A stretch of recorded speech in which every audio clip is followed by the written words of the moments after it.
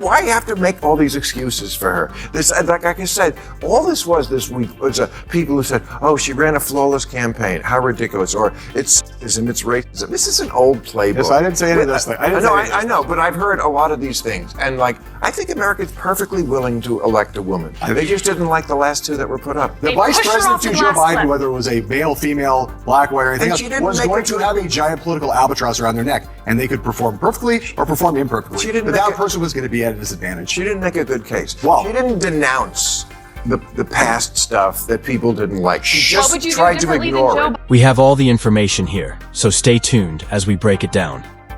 Before we begin, make sure to subscribe to this channel for more engaging videos like this one.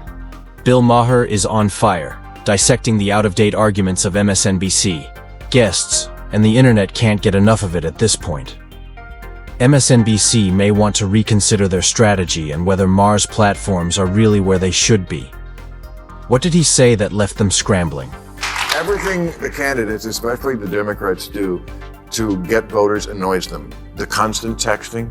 Did you get the texts like from Tim Walz every 5 minutes, and the, like always begging for money and knocking on doors? We've got people knocking on doors. People don't want knocking on your door. Who in this day and age wants someone knocking on? Kids don't even like it when if you a phone call.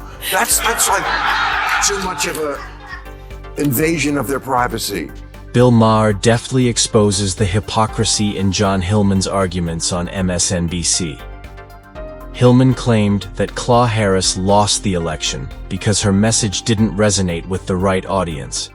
But Ma quickly pointed out that the real problem wasn't the message, but rather the medium.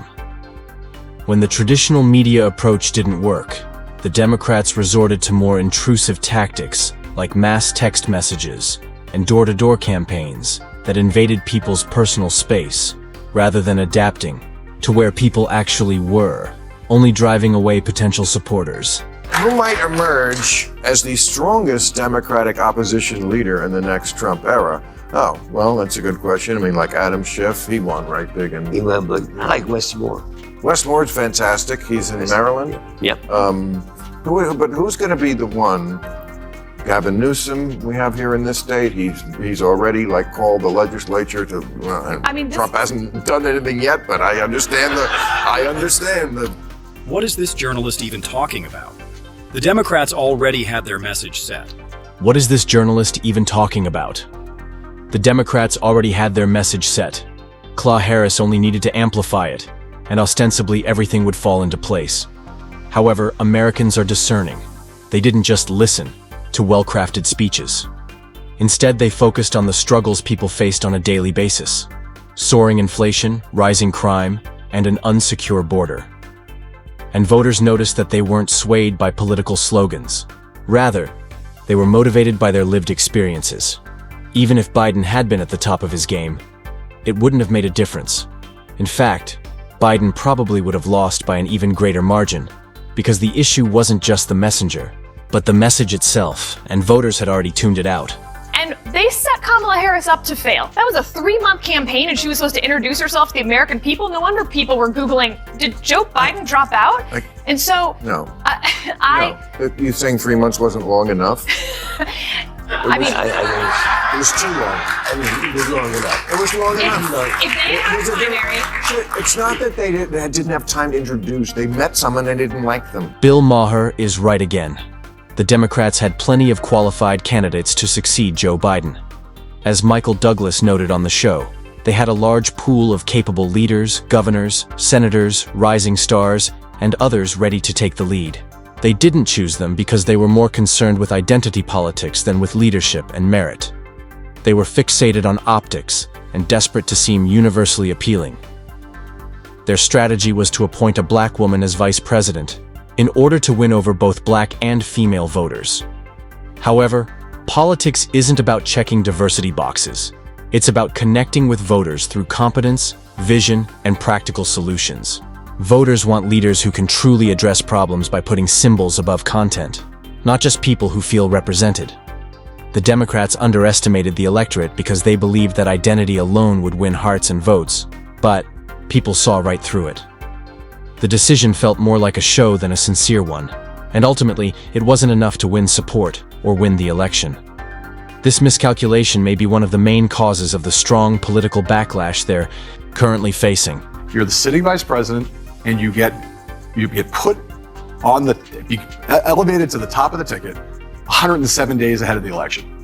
I think that is a very high degree of difficulty put on anybody, and I do not think she is the perfect candidate.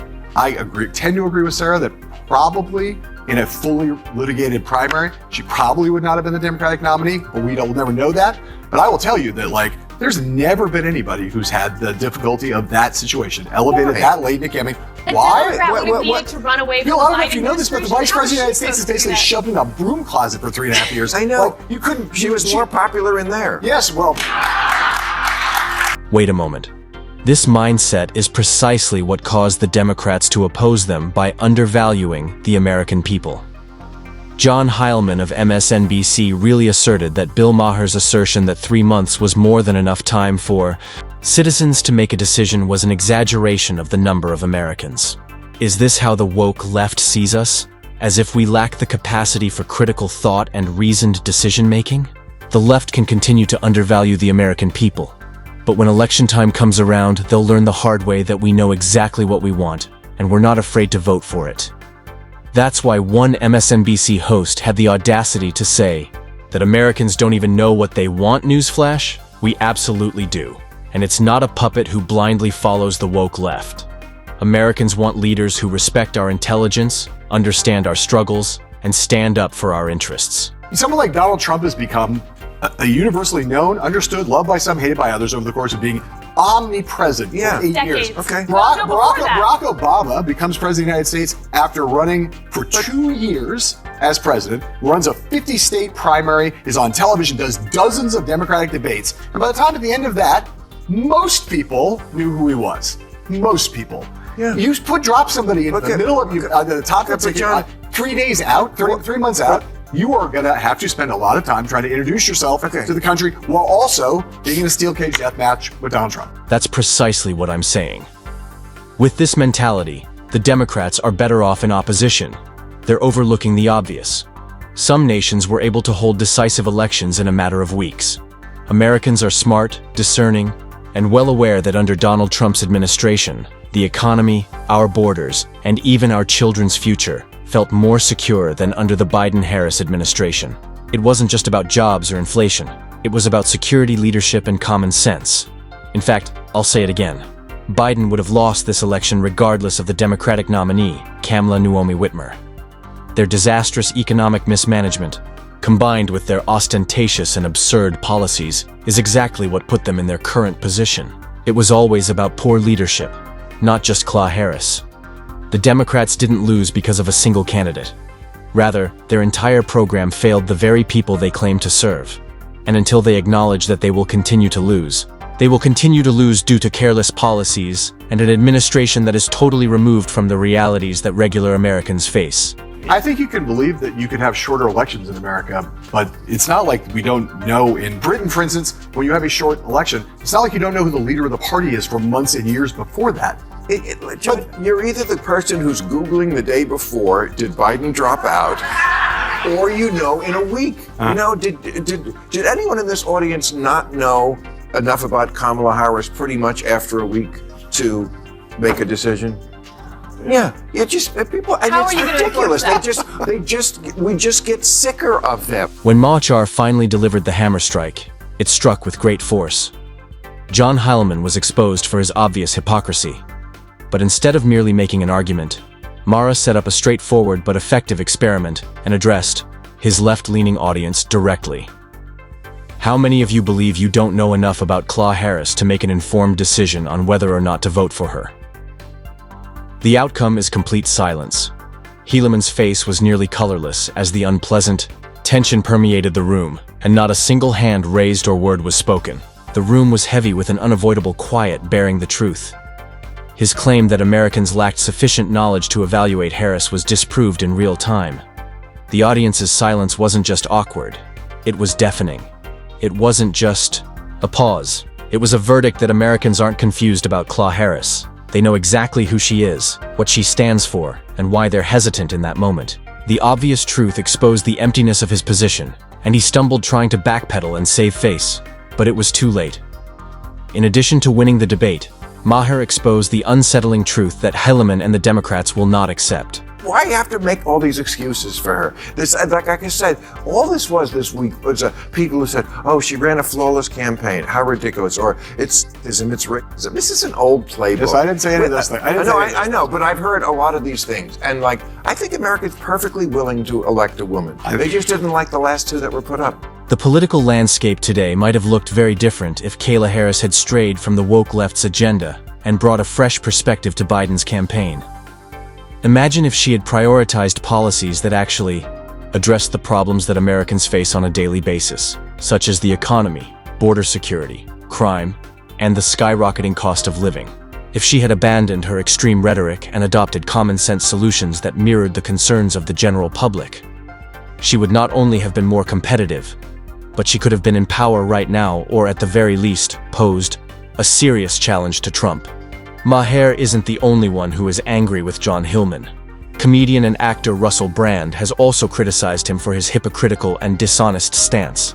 I've been on that MSNBC, mate. It was propagandist nutcrackery on there. I went on a show called Morning Joe. It was absurd the way they carried on. Good morning, Joe. Yes. Yeah, I don't know what it was. It wasn't morning. There was no one called Joe there. No one could concentrate. They didn't understand the basic tenets of journalism. No one was willing to stick up for genuine American heroes. The brand is excellent. Despite Bill Maher's constant insistence that the American people didn't relate to Kamala Harris's message, MSNBC has practically become a woke left propaganda factory, and they have repeatedly demonstrated this. John Heilemann simply couldn't understand it. It seemed like he was more concerned with upholding the narrative than confronting reality. This is the problem with echo chambers. They are so preoccupied with promoting their own opinions that they fail to see the clear truth that is directly in front of them.